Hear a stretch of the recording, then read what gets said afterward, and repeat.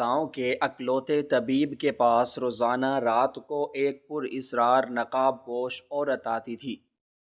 طبیب اس وقت کسی اور مریض کو اندر نہیں آنے دیتا تھا۔ مجھے بڑی بے چینی تھی کہ آخر وہ عورت کون ہے، کیونکہ طبیب دیکھنے میں بہت اچھا تھا۔ ایک دن میرے بھائی کی طبیعت خراب ہوئی تو میں زبردستی طبیب کے کمرے میں گھس گیا۔ وہاں بستر پر اس نقاب پوش عورت کا چہرہ دیکھ کر میرے ہاتھ سے دوائی کی بوتل گر گئی، کیونکہ وہ عورت۔ رات کا گہرا اور سیاہ اندھیرا پورے گاؤں پر ایک بھیانک چادر کی طرح چھایا ہوا تھا، اور ہر طرف ایک ایسی خوفناک خاموشی تھی جو دلوں میں دہشت پیدا کر رہی تھی۔ آسمان پر کوئی ستارہ نہیں چمک رہا تھا، اور ہوائیں بھی جیسے خوف کے مارے رک گئی تھیں۔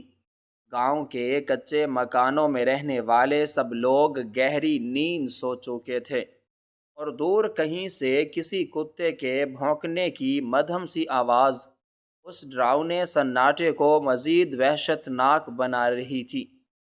میرے چھوٹے بھائی کی حالت بہت زیادہ خراب ہو چکی تھی، اور اس کا بخار اس قدر تیز تھا کہ اس کا پورا جسم بھٹی کی طرح تپ رہا تھا۔ وہ بستر پر بے ہوش پڑا تھا، اور تکلیف کی وجہ سے اس کے منہ سے عجیب و غریب اور درد بھری آواز نکل رہی تھی۔ اس کا ماتھا آگ کی طرح جل رہا تھا، اور اس کے خشک ہونٹوں پر بیڑیاں جم چکی تھیں۔ اس کی بند آنکھوں کے پپوٹے سوج چکے تھے، اور اس کا کمزور جسم ہر گزرتے لمحے کے ساتھ مزید نڈھال ہوتا جا رہا تھا۔ میں اس کے سرہانے بیٹھا مٹی کے پیالے میں پانی ڈال کر مسلسل پانی کی پٹیاں کر رہا تھا، لیکن بخار کی شدت اتنی زیادہ تھی کہ گیلا کپڑا ماتھے پر رکھتے ہی چند لمحوں میں سوکھ جاتا تھا۔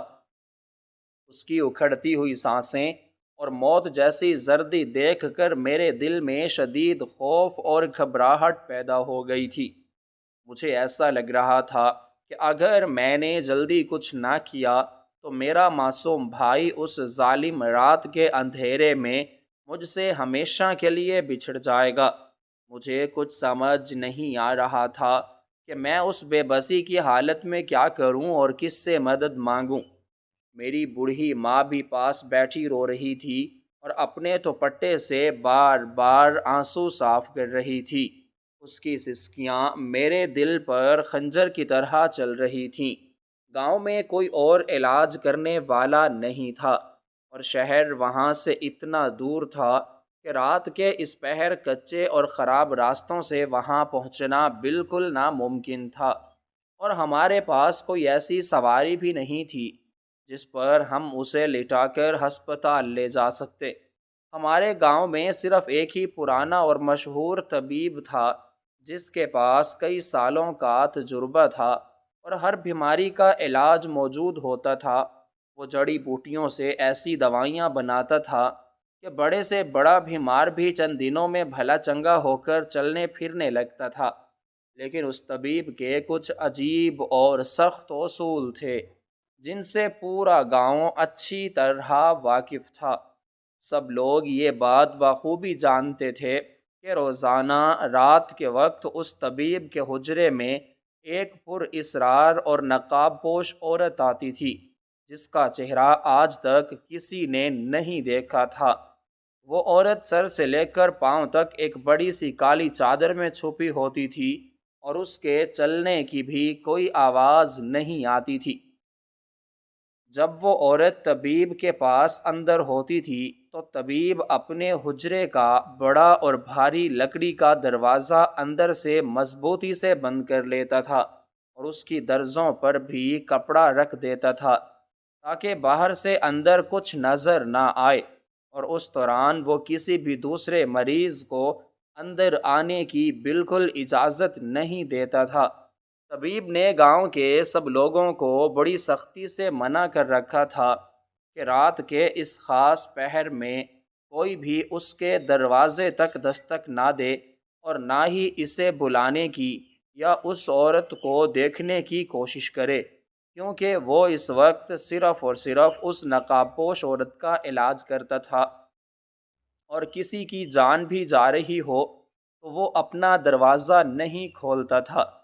گاؤں کے لوگ اس طبیب سے اور اس پر اسرار عورت سے بہت زیادہ ڈرتے تھے۔ کئی لوگوں کا تو یہ بھی ماننا تھا کہ وہ عورت کوئی انسان نہیں بلکہ کوئی بلا ہے جو رات کے اندھیرے میں طبیب سے ملنے آتی ہے۔ اسی وجہ سے کسی میں ہمت نہیں تھی کہ وہ رات کے وقت اس کے حجرے کی طرف جانے کا بھی سوچے، لیکن اس وقت میرے سامنے میرے سگے بھائی کی جان نکل رہی تھی، جس کے ساتھ میں نے اپنا سارا بچپن گزارا تھا۔ ہم دونوں سارا دن اکٹھے کھیتوں میں کھیلتے تھے، اور اب میں اسے اپنے سامنے یوں تڑپتا اور مرتا ہوا نہیں دیکھ سکتا تھا۔ میرے اندر کا ڈر اور خوف میرے بھائی کی محبت کے سامنے بالکل ختم ہو چکا تھا۔ میری آنکھوں میں آنسو تھے، لیکن میرے ارادے بہت پکے تھے۔ میں نے اپنے دل میں پکا فیصلہ کر لیا تھا کہ آج رات میں کسی بھی اصول، کسی بھی پابندی یا کسی بھی طبیب کے غصے کی کوئی پرواہ نہیں کروں گا، چاہے مجھے اس طبیب کے قدموں میں گرنا پڑے یا اس سے لڑائی کرنی پڑے۔ میں اپنے بھائی کے لیے دوائی لے کر ہی آؤں گا۔ میں نے جلدی سے اپنے بھائی کے ماتھے پر آخری گیلی پٹی رکھی، اپنی روتی ہوئی ماں کو دلاسا دیا اور اپنی چادر کندھے پر ڈال کر گھر سے باہر نکل پڑا۔ باہر اندھیرا اتنا گہرا اور کالا تھا کہ اپنا ہاتھ بھی سجھائی نہیں دے رہا تھا۔ راستے اونچ نیچ اور خطرناک پتھروں سے بھرے ہوئے تھے، لیکن مجھے کسی ٹھوکر کا کوئی ڈر نہیں تھا۔ میں ننگے پاؤں گاؤں کی ان تنگ اور اندھیری گلیوں میں پوری طاقت سے دوڑ رہا تھا۔ سرد اور تیز ہوا میرے چہرے سے ٹکرا رہی تھی، لیکن میرے جسم میں ایک عجیب سی گرمی اور بے چینی تھی۔ میرے قدموں کی آہٹ اس رات کی خاموشی کو بے دردی سے توڑ رہی تھی۔ راستے میں کئی بار میرے پاؤں میں خاردار جھاڑیوں کے کانٹے چبھے اور پتھروں سے ٹکرا کر مجھے چوٹیں بھی آئیں جن سے خون بھی رسنے لگا، لیکن اس وقت مجھے اپنے جسم کے کسی درد کا رتی برابر بھی کوئی احساس نہیں ہو رہا تھا۔ میری آنکھوں کے سامنے مسلسل میرے بیمار اور تڑپتے ہوئے بھائی کا زرد چہرہ گھوم رہا تھا، اور میرا دل خوف اور پریشانی سے زور زور سے دھڑک رہا تھا۔ میں بس کسی نہ کسی طرح اڑ کر اس طبیب کے پرانے اور بند دروازے تک پہنچنا چاہتا تھا اور اس سے وہ دوائی لینا چاہتا تھا جو میرے بھائی کی سانسوں کو رکنے سے بچا سکے۔ میں مسلسل بھاگتا ہوا اور ہانپتا ہوا آخر کار گاؤں کے اس پرانے اور سنسان حصے میں پہنچ گیا جہاں وہ پرانا اور خستہ حال حجرہ واقع تھا، جس میں وہ طبیب رہتا تھا اور اپنا کام کرتا تھا۔ رات کی تاریکی نے اس جگہ کو مزید خوفناک اور ڈراؤنا بنا دیا تھا۔ حجرے کی دیواریں کچی اور مٹی کی بنی ہوئی تھیں اور جگہ جگہ سے ٹوٹی ہوئی تھیں، جن پر جنگلی بیلیں اور کانٹے دار جھاڑیاں اگی ہوئی تھیں۔ اس پورے علاقے میں ایک عجیب سی ویرانی اور موت جیسی خاموشی چھائی ہوئی تھی۔ دور دور تک کسی انسان یا جانور کا کوئی نام و نشان نہیں تھا، اور نہ ہی کوئی اور گھر اس حجرے کے قریب تھا۔ طبیب نے جان بوجھ کر اپنا ٹھکانہ گاؤں کی آبادی سے دور اور الگ تھلگ بنایا تھا تاکہ کوئی اس کے کاموں میں مداخلت نہ کر سکے، اور خاص طور پر رات کے وقت آنے والی اس پر اسرار اور نقاب پوش عورت کا راز کسی پر ظاہر نہ ہو سکے۔ جب میں اس حجرے کے بڑے اور بھاری لکڑی کے دروازے کے بالکل سامنے پہنچا تو میں نے دیکھا کہ وہاں مکمل طور پر اندھیرا تھا۔ باہر کوئی روشنی نہیں تھی، لیکن حجرے کی ایک چھوٹی سی اور پرانی کھڑکی کے ایک ٹوٹے ہوئے سوراخ سے لالٹین کی بہت ہی مدھم اور پیلی سی روشنی باہر کی طرف آ رہی تھی۔ وہ روشنی اتنی کمزور تھی کہ بمشکل زمین کے ایک چھوٹے سے حصے کو روشن کر رہی تھی، لیکن میرے لیے وہ روشنی امید کی ایک بڑی کرن تھی۔ مجھے پورا یقین ہو گیا کہ طبیب ابھی تک جاگ رہا ہے اور وہ سویا نہیں ہے۔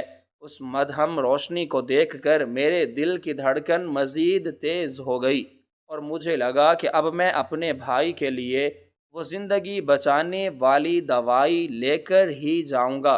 میں نے جلدی سے آگے بڑھ کر اپنے دونوں ہاتھوں سے اس بڑے اور بھاری لکڑی کے دروازے پر پوری طاقت سے دستک دینا شروع کر دی۔ میری دستک کی آواز اس رات کی خاموشی اور سناٹے میں بہت دور تک گونج رہی تھی۔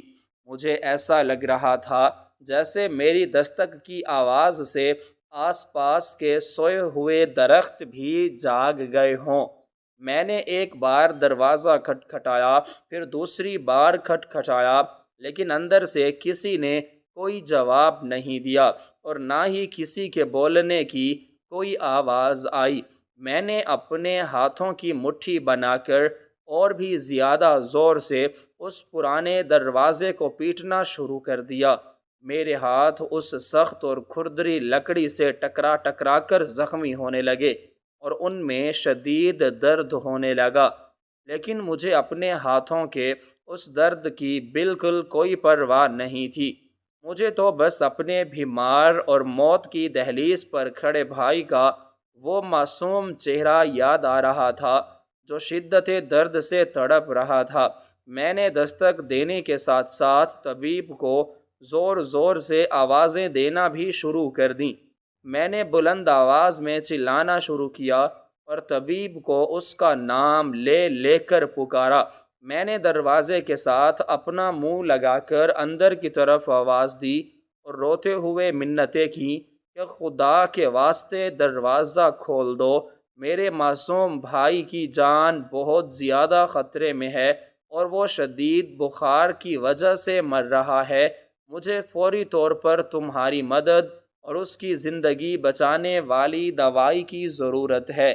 اگر تم نے ابھی دروازہ نہ کھولا اور مجھے دوائی نہ دی تو میرا بھائی صبح کی روشنی نہیں دیکھ پائے گا اور اس کی موت کا سارا گناہ تمہارے سر پر ہوگا۔ میں نے ہر طرح کی منت سماجت کی، اس کی خوشامد کی اور اس کے ترلے کیے۔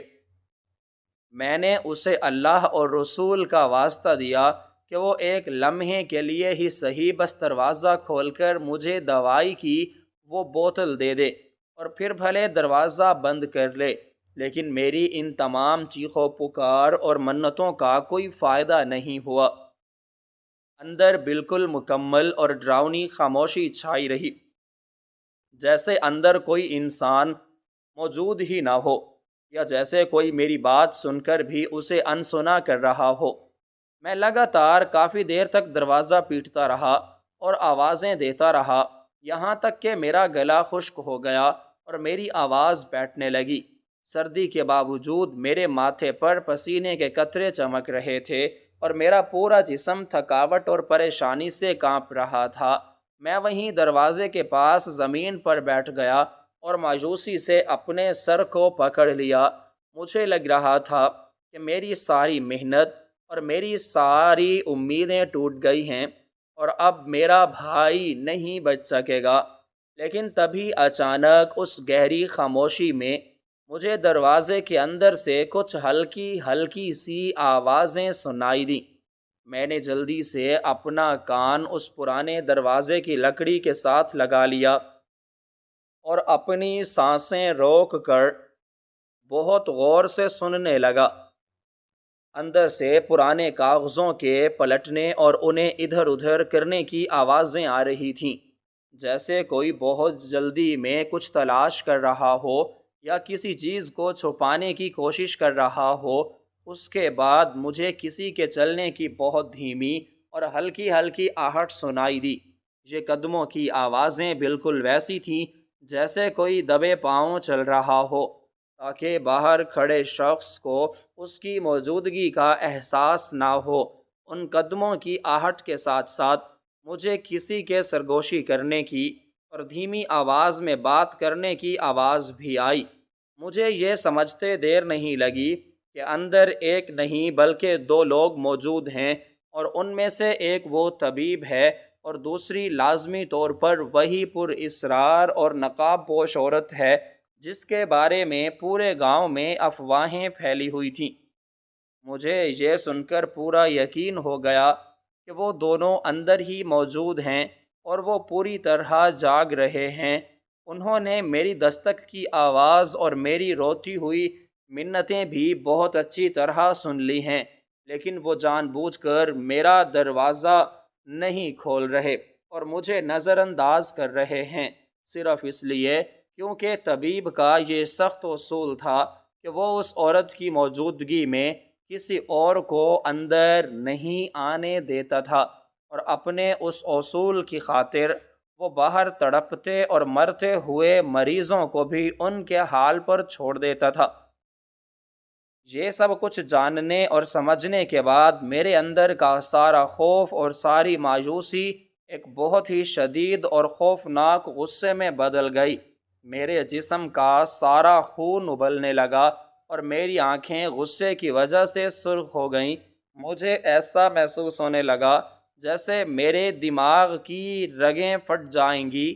میں یہ سوچ سوچ کر پاگل ہونے لگا کہ میرے گھر میں میرا چھوٹا سا بے گناہ بھائی موت اور زندگی کی جنگ لڑ رہا ہے اور بخار سے جل کر راکھ ہو رہا ہے۔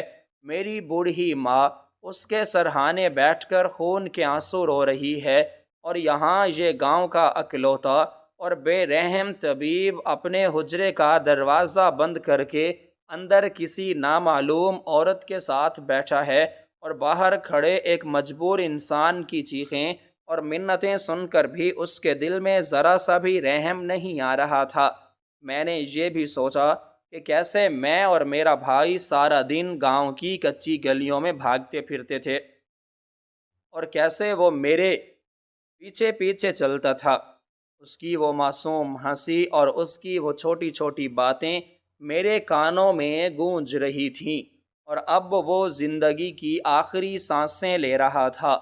مجھے اس کی وہ حالت یاد آ رہی تھی جب میں اسے گھر چھوڑ کر نکلا تھا۔ وہ کس طرح تکلیف سے رہ رہا تھا اور اس کے ماتھے سے پسینہ بہہ رہا تھا۔ یہ ساری یادیں میرے دل کو اور بھی زیادہ تکلیف دے رہی تھیں، اور میرا غصہ اس طبیب پر اور بھی زیادہ بڑھتا جا رہا تھا جو اندر مزے سے بیٹھا تھا اور میری ایک نہیں سن رہا تھا۔ میں نے زندگی میں کبھی اتنا شدید غصہ اور اتنی بے بسی محسوس نہیں کی تھی۔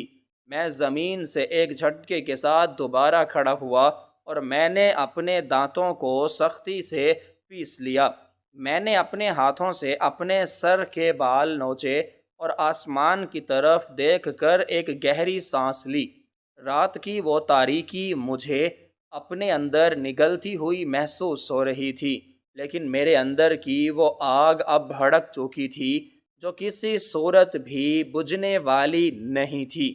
میں نے اپنے چاروں طرف نظر دوڑائی کہ شاید مجھے کوئی پتھر یا کوئی بھاری لکڑی مل جائے جس سے میں اس دروازے کو توڑ سکوں، لیکن وہاں اندھیرے میں کچھ بھی صاف نظر نہیں آ رہا تھا۔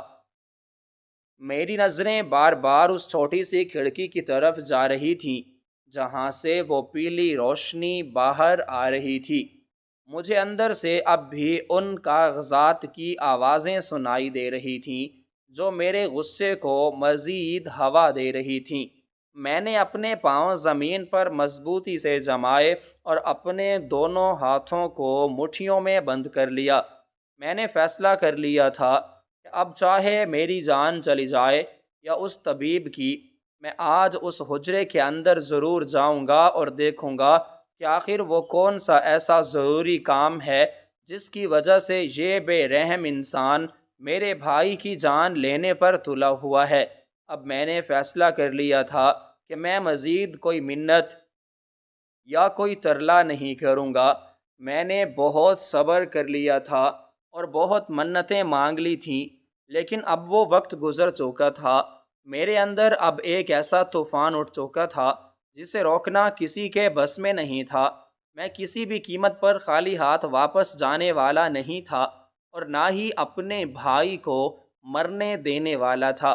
میں جانتا تھا کہ اگر میں نے مزید دیر کی تو وقت جو ہے وہ میرے ہاتھ سے نکل جائے گا اور پھر کچھ بھی نہیں بچے گا۔ میں نے اپنے کندھے کو دروازے کے ساتھ لگایا اور اس پر اپنا پورا وزن ڈالنے کی تیاری کرنے لگا۔ مجھے اب کسی بھی چیز کا کوئی ڈر نہیں تھا، نہ گاؤں والوں کا، نہ اس طبیب کا، اور نہ ہی اس پر اصرار عورت کا۔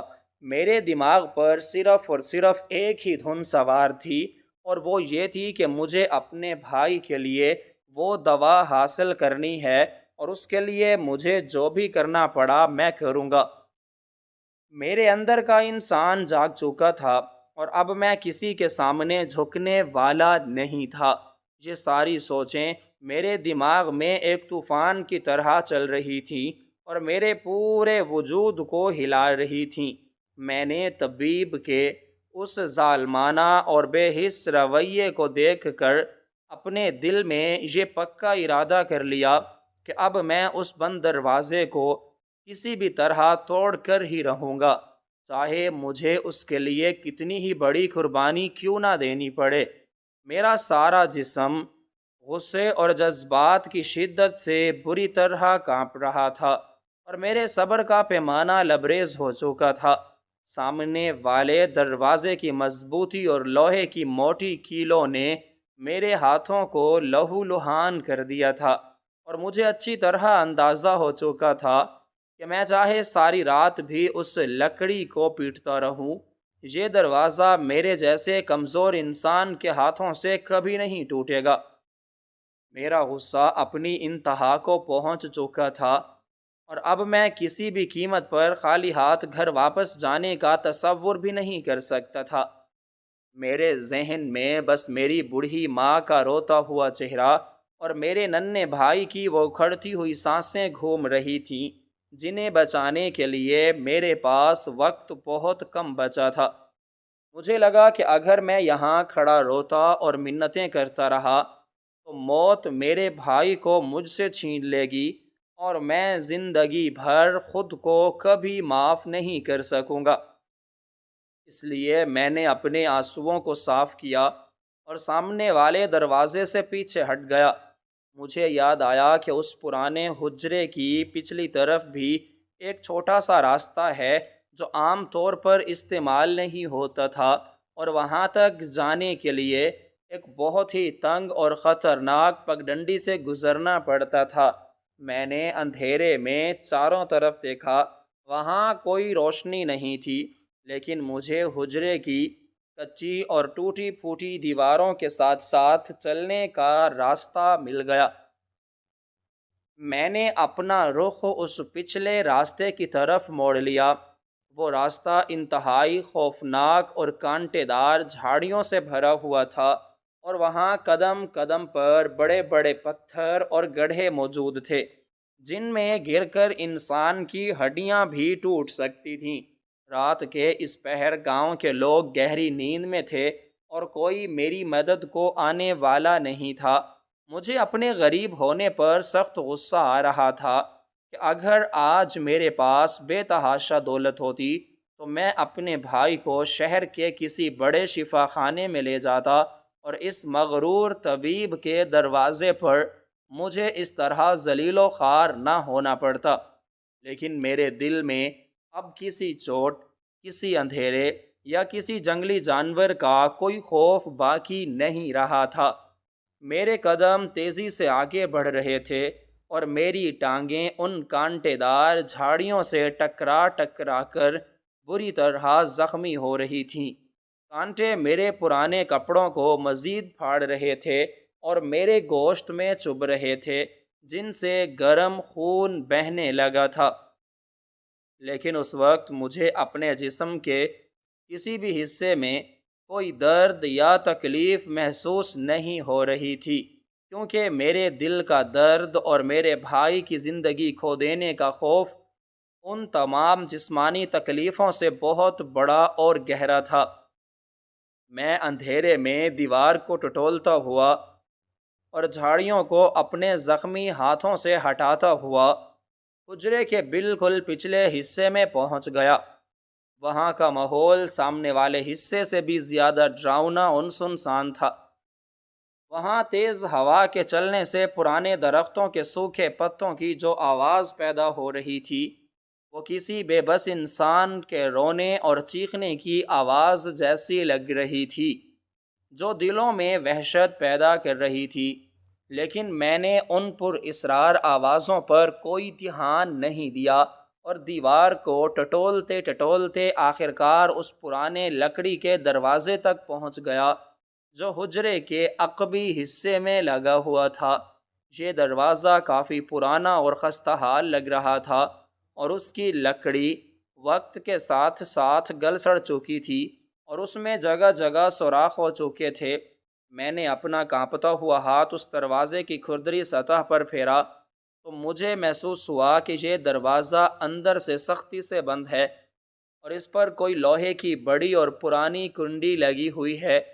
میں نے اپنا کان اس دروازے کے بالکل قریب کیا اور اپنی اکھڑتی ہوئی سانسیں روک کر اندر کی آوازیں سننے کی کوشش کی۔ مجھے اس دروازے کے اس پار سے بالکل وہی آوازیں سنائی دیں جو میں نے سامنے والے دروازے پر کھڑی ہو کر سنی تھی۔ پرانے کاغذات کے پلٹنے کی آوازیں اور ان دو لوگوں کے دھیمی آواز میں بات کرنے کی آوازیں مجھے اندر سے بہت ہی صاف شفاف سنائی دے رہی تھیں۔ مجھے یہ جان کر بہت زیادہ طیش آیا کہ وہ طبیب ابھی تک جاگ رہا ہے اور میری اتنی منتوں اور فریادوں کے باوجود اس نے جان بوجھ کر مجھے نظر انداز کیا اور اپنے نامعلوم کاموں میں لگا رہا۔ میرے اندر نفرت اور غصے کا ایک ایسا خطرناک آتش فشاں پھٹ پڑا جس نے میرے سارے ہوش و حواس پر قبضہ کر لیا۔ میں نے اپنے دونوں ہاتھ پیچھے کی طرف کھینچے اور اپنے قدموں کو کچی اور ٹھنڈی زمین پر ایک بھاری چٹان کی طرح مضبوطی سے جما لیا۔ میں نے ایک لمبی اور گہری سانس لی تاکہ میرے اندر مزید طاقت جمع ہو سکے۔ میرے ذہن میں میرے چھوٹے بھائی کی وہ معصوم مسکراہٹ اور وہ بیمار آنکھیں آ کر ٹھہر گئیں جن میں وہ مجھ سے اپنی جان بچانے کی بھیک مانگ رہا تھا۔ میں نے اپنے دانتوں کو سختی سے پیسا اور اپنے دائیں کندھے کو تھوڑا آگے کی طرف کر کے اپنی پوری جسمانی اور روحانی طاقت اکٹھی کی اور ایک پاگل انسان کی طرح اس پرانے دروازے پر ایک انتہائی زوردار ٹکر دے ماری۔ میرے کندھے کے ٹکراتے ہی دروازے کی لکڑی سے ایک عجیب اور خوفناک قسم کی چرچراہٹ پیدا ہوئی اور دروازے میں ہلکی سی لرزش ہوئی، لیکن وہ کھلا نہیں، اور میرے کندھے میں درد کی ایک اتنی شدید لہر اٹھی کہ مجھے لگا جیسے میری ہڈی کے کئی ٹکڑے ہو گئے ہوں۔ میرے منہ سے ایک ہلکی سی چیخ نکلنے والی تھی جسے میں نے اپنے ہونٹوں کو کاٹ کر سختی کے ساتھ روک لیا، لیکن میں نے ہمت ہارنے یا پیچھے ہٹنے کا نام تک نہیں لیا۔ میں جانتا تھا کہ یہ دروازہ بہت پرانا ہے اور دیمک کی وجہ سے اندر سے بالکل کھوکھلا ہو چکا ہے اور یہ میری چند اور ٹکڑوں کی مار ہے۔ میں نے دوبارہ اپنے آپ کو تیار کیا اور پہلے سے بھی زیادہ غصے اور زیادہ طاقت کے ساتھ ایک قدم پیچھے ہٹ کر دوبارہ اسی جگہ پر اپنا کندھا زور سے مارا۔ اس بار دروازے کی اندرونی لکڑی کا ایک بڑا حصہ چٹکنے کی بلند آواز آئی اور کنڈی جس جگہ پر لگی ہوئی تھی وہ جگہ تھوڑی سی ڈھیلی پڑ گئی۔ میری امید اور بھی زیادہ بڑھ گئی اور میرے اندر زندگی کی ایک نئی طاقت آ گئی۔ میں نے بغیر کوئی لمحہ ضائع کیے اور اپنے کندھے کے شدید درد کو بالکل بھول کر اس دروازے پر پے در پہ ٹکریں مارنا شروع کر دیں۔ میں پاگلوں کی طرح دروازے کو دھکے دے رہا تھا اور میرا پورا جسم پسینے سے شرابور ہو چکا تھا۔ میری سانسیں ایک بھٹی کی طرح جل رہی تھیں اور میرے کندھے سے مسلسل خون رسنے لگا تھا، لیکن میرے دماغ پر صرف دوائی کی وہ بوتل اور طبیب کے کمرے تک پہنچنے کا جنون سوار تھا میں نے اپنا آخری اور سب سے زوردار وار کرنے کا فیصلہ کیا۔ میں نے اپنا سارا وزن اکٹھا کیا اور دوڑتے ہوئے آ کر اپنی پوری طاقت کے ساتھ دروازے کے بالکل بیچ میں ٹکر ماری۔ اس بار ایک بہت ہی دھماکہ خیز آواز آئی اور دروازے کی وہ پرانی لکڑی مکمل طور پر ٹوٹ گئی۔ اندر لگی ہوئی زنگ آلود اور بھاری کنڈی لکڑی کے ٹکڑوں کے ساتھ اکھڑ کر دور جا گری، اور وہ خستہ حال دروازہ ایک زوردار دھماکے کے ساتھ اندر کی طرف کھل گیا۔ دروازہ کھلتے ہی حجرے کے اندر سے پرانی بن جگہ کڑوی جڑی بوٹیوں، گیلی مٹی اور کچھ عجیب سی دواؤں کی انتہائی تیز اور ناگوار بو کا ایک ایسا تیز جھونکا باہر کی طرف آیا کہ ایک لمحے کے لیے میرا سانس رک گیا، لیکن میں نے اس بو کی یا حجرے کے اندر چھپے ہوئے اندھیرے کی بالکل کوئی پرواہ نہیں کی۔ دروازہ ٹوٹنے کی اس خوفناک آواز نے اندر موجود ہر چیز کو ہلا کر رکھ دیا تھا، اور میں بخوبی جانتا تھا کہ اندر موجود وہ دونوں لوگ اب پوری طرح چونک چکے ہوں گے۔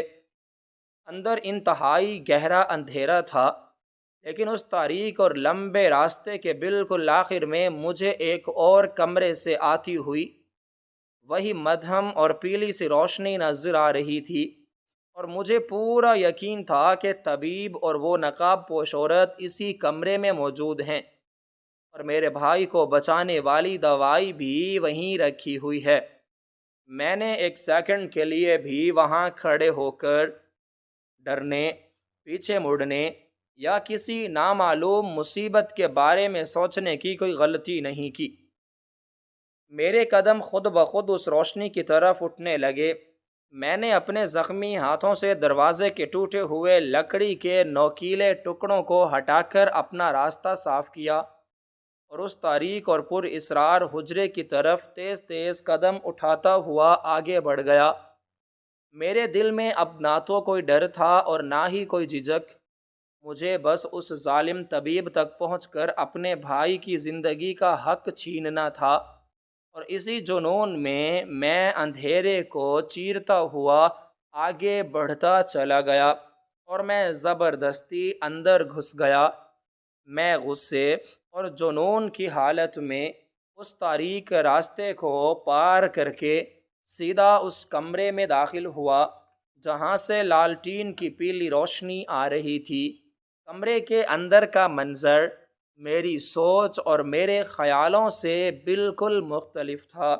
وہاں کوئی شفا خانہ یا دوائیوں کا کمرہ نہیں تھا، اور نہ ہی کوئی مریض بستر پر لیٹا ہوا تھا، بلکہ کمرے کے بالکل درمیان میں ایک پرانی اور بڑی سی لکڑی کی میز رکھی ہوئی تھی، جس پر گاؤں کی غریب عوام کی زمینوں کے بے شمار پرانے کاغذات، کھاتے اور نقشے بکھرے پڑے تھے۔ میز کے ایک طرف گاؤں کا وہ طبیب کھڑا تھا جس کے چہرے پر مجھے دیکھتے ہی ہوائیاں اڑنے لگیں، اور میز کی دوسری طرف وہی پر اسرار اور نقاب پوش عورت کھڑی تھی جس نے کالے رنگ کی ایک بڑی سی چادر سے اپنے آپ کو سر سے لے کر پاؤں تک چھپایا ہوا تھا۔ اس عورت کو اور ان کاغذات کو دیکھ کر میرا غصہ مکمل طور پر بے قابو ہو گیا۔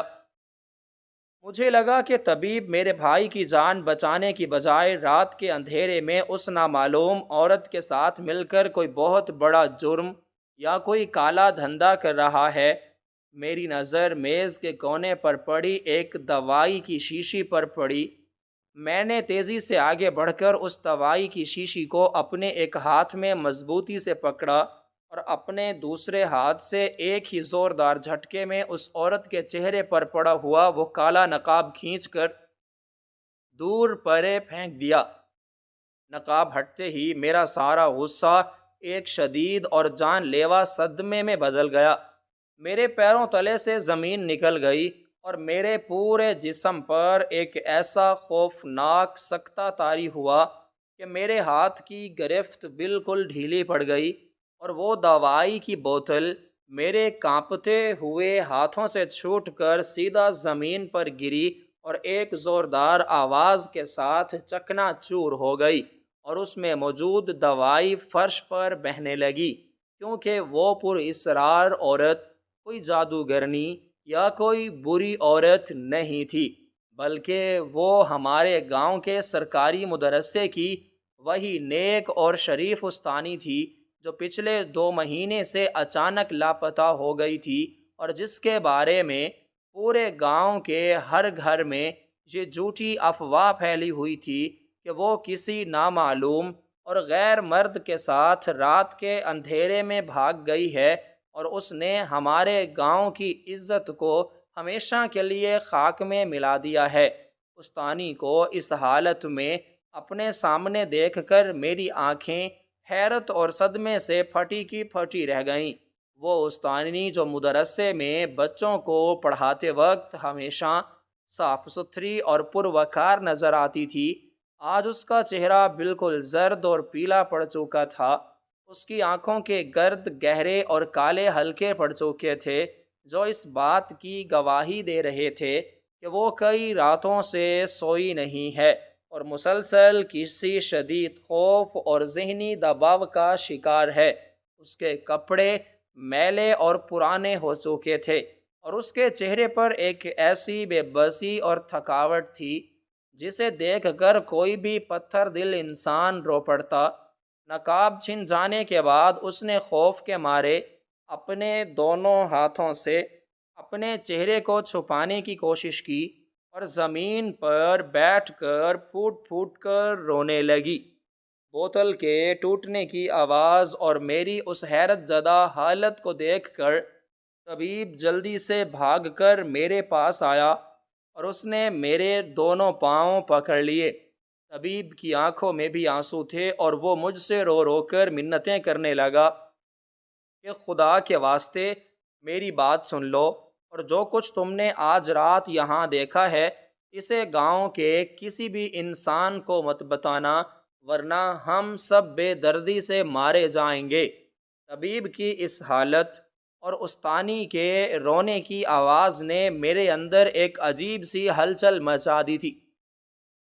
میں ابھی تک اس صدمے سے باہر نہیں آ پا رہا تھا کہ جس نیک اور معصوم عورت کو پورا گاؤں گالیاں دے رہا تھا اور اسے بد کردار سمجھ رہا تھا، وہ اس خستہ حال حجرے میں چھپ کر کیوں بیٹھی ہوئی ہے، اور طبیب اسے دنیا کی نظروں سے بچا کر یہاں کیوں رکھے ہوئے ہے۔ طبیب نے جب دیکھا کہ میں بالکل خاموش اور سکتے کی حالت میں ہوں تو اس نے روتے ہوئے مجھے ساری حقیقت بتلانا شروع کر دی۔ اس نے بتایا کہ استانی کسی بھی غیر مرد کے ساتھ نہیں بھاگی تھی اور نہ ہی اس نے کوئی گناہ کیا تھا، بلکہ اس کا اصل قصور تو یہ تھا کہ اس نے گاؤں کے ان ظالم اور طاقتور چودھریوں کے خلاف ایک بہت بڑی اور خطرناک جنگ شروع کر دی تھی، جو کئی سالوں سے گاؤں کے غریب اور لاچار کسانوں کی زمینوں پر زبردستی اور دھوکے سے قبضے کر رہے تھے۔ استانی صاحبہ ایک پڑھی لکھی اور بہادر عورت تھی۔ اس نے چپکے ان ظالم چودھریوں کے خلاف ثبوت اکٹھے کرنا شروع کر دیے تھے۔ اس نے ان تمام غریب کسانوں کے انگوٹھوں کے نشانات اور زمینوں کے اصلی کاغذات حاصل کر لیے تھے، جنہیں چودھریوں نے جھوٹے مقدموں میں پھنسا کر ان کی زمینیں ہتھیا لی تھیں۔ میز پر بکھرے ہوئے وہ تمام کاغذات دراصل وہی پکے اور سچے ثبوت تھے جو ان ظالموں کو سیدھا قید خانے کی سلاخوں کے پیچھے پہنچا سکتے تھے، لیکن جب ان طاقتور چودھریوں کو استانی کی اس خفیہ کارروائی کا علم ہوا تو انہوں نے رات کے اندھیرے میں استانی کو جان سے مارنے کا ایک خوفناک منصوبہ بنایا۔ چودھریوں کے غنڈے اس رات استانی کے گھر میں گھسنے والے تھے، لیکن طبیب کو کسی طرح اس بات کی خبر ہو گئی تھی اور وہ اپنی جان پر کھیل کر استانی کو وہاں سے نکال لایا تھا۔ چودھریوں نے اپنی عزت بچانے اور استانی صاحبہ کو بدنام کرنے کے لیے پورے گاؤں میں یہ جھوٹی افواہ پھیلا دی کہ وہ بھاگ گئی ہے، تاکہ کوئی بھی اس کی بات پر یقین نہ کرے، اور اگر وہ کبھی واپس بھی آئے تو گاؤں والے اسے خود ہی مار ڈالیں۔ اپنی جان بچانے اور غریبوں کو انصاف دلانے کے لیے استانی کے پاس چھپنے کے علاوہ اور کوئی راستہ نہیں تھا، اور طبیب نے انسانیت کے ناطے اسے اس پرانے حجرے کے خفیہ تہ خانے میں پناہ دے رکھی تھی۔ دن کے وقت استانی اس تہ خانے میں چھپی رہتی تھی، اور رات کے اندھیرے میں جب سارا گاؤں سو جاتا تھا تو وہ نقاب پہن کر طبیب کے پاس آتی تھی، تاکہ وہ دونوں مل کر ان ثبوتوں اور ان کاغذات کی ترتیب کو درست کر سکیں، اور کسی طرح ان ثبوتوں کو شہر کی بڑی عدالت تک اور قانون کے رکھوالوں تک پہنچانے کا کوئی محفوظ راستہ تلاش کر سکیں۔ یہ ساری کی ساری دردناک اور سچی کہانی سن کر میرے جسم کا سارا خون جیسے جم سا گیا۔ میری آنکھوں سے شرمندگی اور پچھتاوے کے آنسو بہنے لگے۔ مجھے اپنے آپ پر اور پورے گاؤں پر شدید غصہ آ رہا تھا کہ ہم سب کتنے اندھے اور بے وقوف تھے کہ ہم نے بنا سوچے سمجھے کہ اتنی بہادر اور نیک عورت پر اتنے گندے الزامات لگا دیے اور اسے بدنام کر دیا۔ میں اس ٹوٹے ہوئے دروازے اور بکھرے ہوئے کاغذات کے درمیان کھڑا یہ سوچ رہا تھا کہ ایک طرف میرا چھوٹا بھائی موت کے منہ میں جا رہا ہے، اور دوسری طرف میرے گاؤں کی ایک بیٹی غریبوں کے حق کے لیے اپنی جان ہتھیلی پر رکھ کر اس اندھیرے حجرے میں چھپی بیٹھی ہے۔ میری نظر ایک بار فرش پر پڑی، اس ٹوٹی ہوئی دوائی کی بوتل پر جاتی، اور دوسری بار زمین پر بیٹھی اس روتی ہوئی استانی پر پڑتی۔ مجھے سمجھ نہیں آ رہا تھا کہ میں اس اچانک سامنے آنے والے خوفناک سچ کا سامنا کیسے کروں، اور اب میرا اگلا قدم کیا ہونا چاہیے، کیونکہ میرے سامنے اب دو زندگیاں خطرے میں تھیں، ایک میرے بھائی کی اور دوسری اس بے گناہ اور مظلوم استانی کی، جس کی جان کے دشمن گاؤں کے سب سے طاقتور لوگ تھے، اور مجھے اسی وقت کوئی بہت بڑا اور مشکل فیصلہ کرنا تھا۔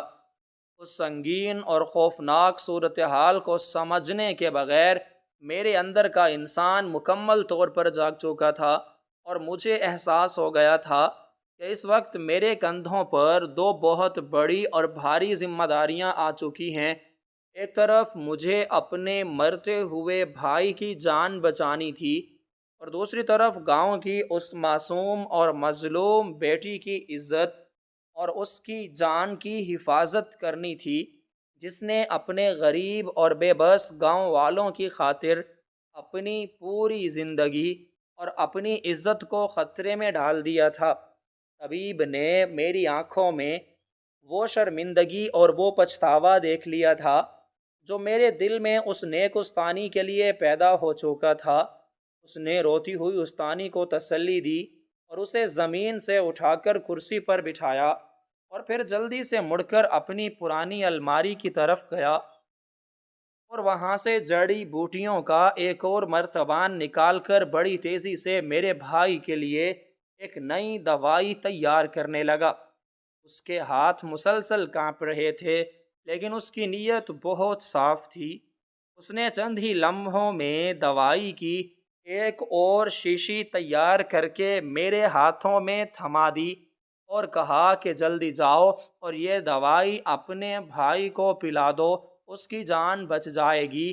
میں نے وہ دوائی کی شیشی اپنے دونوں ہاتھوں سے مضبوطی سے پکڑ لی اور طبیب کی آنکھوں میں آنکھیں ڈال کر اسے ایک سچا اور پکا یقین دلایا۔ میں نے اس سے وعدہ کیا کہ آج رات میں نے جو کچھ بھی یہاں دیکھا اور سنا ہے وہ میرے سینے میں ایک گہرا راز بن کر دفن رہے گا، اور میں ان ظالم اور جابر چودھریوں کے خلاف اس عظیم اور خطرناک جنگ میں استانی کا اور تمہارا پورا ساتھ دوں گا۔ میں نے کہا کہ جیسے ہی میرے بھائی کی حالت خطرے سے باہر ہو جائے گی، میں صبح سویرے واپس اسی حجرے میں آؤں گا اور ہم سب مل کر ان ثبوتوں کو شہر کی بڑی عدالت تک پہنچانے کا کوئی محفوظ راستہ نکال لیں گے۔ میری یہ بات سن کر استانی اور طبیب دونوں کی آنکھوں میں ایک نئی امید اور زندگی کی چمک پیدا ہو گئی۔ میں نے ان دونوں کو خدا کے حوالے کیا اور تیزی سے اس ٹوٹے ہوئے دروازے سے باہر نکل کر دوبارہ گاؤں کی ان اندھیری اور سنسان گلیوں میں دوڑنے لگا۔ میری رفتار پہلے سے بھی زیادہ تیز تھی، کیونکہ اب مجھے معلوم تھا کہ میرے پاس وقت بہت کم ہے۔ میں گرتا پڑتا، ہانپتا اور کانپتا ہوا اپنے گھر کے دروازے تک پہنچا اور سیدھا اس چارپائی کی طرف بھاگا جس پر میرا چھوٹا بھائی موت کی آخری ہچکیاں لے رہا تھا۔ میری بوڑھی ماں مایوسی کی حالت میں اس کے سینے پر سر رکھ کر رو رہی تھی۔ میں نے جلدی سے آگے بڑھ کر اپنے بھائی کا سر اپنے بازو پر اٹھایا اور طبیب کی دی ہوئی وہ کڑی دوائی اس کے خشک اور سفید پڑتے ہوئے ہونٹوں کے راستے اس کے حلق میں اتار دی۔ دوائی پیتے ہی اس کے جسم میں ایک ہلکی سی لرزش پیدا ہوئی اور کچھ ہی دیر میں اس کی اکھڑتی ہوئی سانسیں ایک ترتیب میں آنے لگیں اور اس کے ماتھے پر پسینے کے قطرے نمودار ہونے لگے، جو اس بات کی نشانی تھی کہ اس کا تیز بخار اب ٹوٹ رہا ہے۔ میری ماں نے خوشی سے روتے ہوئے میرے ماتھے کو چوما اور آسمان کی طرف دیکھ کر خدا کا شکر ادا کیا۔ بھائی کی حالت کو خطرے سے باہر دیکھ کر میرے دل کو ایک بہت بڑا سکون ملا، لیکن میرے دماغ میں ابھی بھی استانی اور گاؤں کے غریب کسانوں کا وہ اہم مسئلہ چل رہا تھا۔ میں ساری رات اپنے بھائی کے سرہانے جاگتا رہا اور جیسے ہی صبح کی پہلی کرن نے گاؤں کے آسمان کو روشن کیا، میں نے اپنی ماں کو تسلی دی اور دوبارہ پورے عزم اور ہمت کے ساتھ طبیب کے حجرے کی طرف نکل پڑا۔ دن کی روشنی میں وہ حجرہ اتنا خوفناک نہیں لگ رہا تھا جتنا رات کے اندھیرے میں لگ رہا تھا۔ طبیب اور استانی میرا ہی انتظار کر رہے تھے۔ ہم تینوں نے مل کر ایک بہت ہی ہوشیار اور خفیہ منصوبہ بنایا۔ میں نے گاؤں کے چند ان پرانے اور ایماندار دوستوں کو اپنے ساتھ ملایا جن پر مجھے اپنی جان سے بھی زیادہ بھروسہ تھا۔ ہم نے ان تمام پرانے کاغذات، ثبوتوں اور نقشوں کو ایک پرانے کپڑے میں چھپایا اور ایک بیل گاڑی کے ذریعے گاؤں کے کچے راستوں کو چھوڑ کر کھیتوں کے طویل اور مشکل راستے سے شہر کی طرف روانہ ہو گئے۔ راستہ تو بہت طویل تھا اور تھکا دینے والا بھی تھا، اور ہمیں ہر وقت یہ ڈر لگا ہوا تھا کہ کہیں ظالم چودھریوں کے غنڈے ہمیں پہچان نہ لیں اور ہم پر حملہ نہ کر دیں۔ لیکن ہم نے اپنی ہمت نہیں ہاری اور مسلسل سفر کرتے رہے۔ بالآخر ہم شہر کی اس بڑی عمارت تک پہنچنے میں کامیاب ہو گئے جہاں قانون کے بڑے اور ایماندار رکھوالے بیٹھتے تھے۔ ہم نے وہ سارے ثبوت اور استانی کی لکھی ہوئی وہ ساری تفصیلی کہانی وہاں کے سب سے بڑے اور ایماندار منصف کے سامنے پیش کر دی۔ جب اس منصف نے ان کاغذات کو دیکھا اور استانی کی زبانی وہ ساری دردناک حقیقت سنی تو اس کے چہرے پر بھی غصہ اور حیرت نمایاں ہو گئی۔ اس نے اسی وقت قانون کے رکھوالوں کو حکم دیا کہ ان تمام ظالم اور غاصب چودھریوں کو گرفتار کر لیا جائے اور غریب کسانوں کی زمینیں انہیں واپس دلوائی جائیں۔ جب شہر سے قانون کے رکھوالوں کی بڑی بڑی گاڑیاں ہمارے گاؤں پہنچیں اور ان ظالم چودھریوں کو ان کے عالی شان محلوں سے ہتھکڑیاں لگا کر نکالا گیا تو پورے گاؤں کے لوگ حیرت اور خوشی سے یہ سارا منظر دیکھ رہے تھے۔ کسی کو بھی یقین نہیں آ رہا تھا کہ اتنے سالوں کا ظلم آج اتنی آسانی سے ختم ہو جائے گا، اور جب استانی طبیب کے ساتھ اس بڑی گاڑی سے نیچے اتری تو پورے گاؤں میں ایک خاموشی سی چھا گئی۔ سب لوگ شرمندگی اور پچھتاوے سے اپنی نظروں کو جھکائے کھڑے تھے۔ جن لوگوں نے استانی پر جھوٹے الزام لگائے تھے وہ آج رو رو کر اس سے معافیاں مانگ رہے تھے۔ استانی نے بہت ہی بڑے دل کا مظاہرہ کرتے ہوئے سب کو معاف کر دیا اور بتایا کہ یہ سارا معجزہ اس طبیب اور میری وجہ سے ممکن ہوا ہے۔ اس دن کے بعد سے گاؤں کی وہ استانی جو کل تک سب کی نظروں میں ایک مجرم تھی، آج وہ پورے علاقے کی سب سے معزز اور بہادر بیٹی بن چکی تھی۔ اور وہ پرانا طبیب جسے لوگ ایک پر اسرار اور خود غرض انسان سمجھتے تھے، وہ آج سب کا محسن کہلا رہا تھا۔ میرے بھائی کی صحت بھی اب بالکل ٹھیک ہو چکی تھی اور وہ دوبارہ میرے ساتھ گاؤں کی گلیوں میں ہنستا کھیلتا پھرتا تھا۔